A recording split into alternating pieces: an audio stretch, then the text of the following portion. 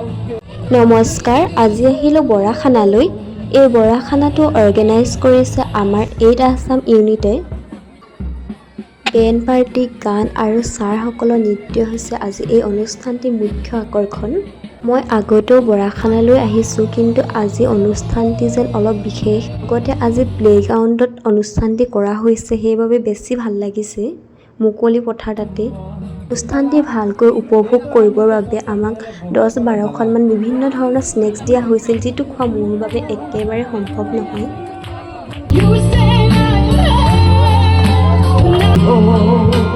Black কালাৰৰ ড্ৰেছত টুপি পিন্ধি অহাগৰাকী হৈছে আজি অনুষ্ঠানৰ মুখ্য অতিথি আমাৰ কৰ্ণেল ছাৰ।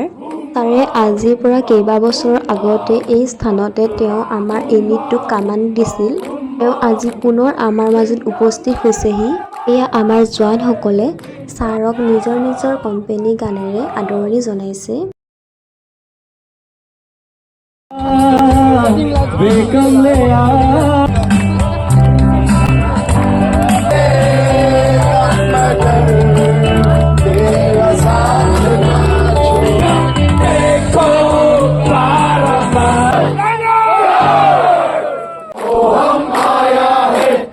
শেষত ইণ্ডিয়ান আৰ্মি আছাম ৰেজিমেণ্টেল ছঙেৰে অনুষ্ঠানটি সামৰণি মৰা হৈছে।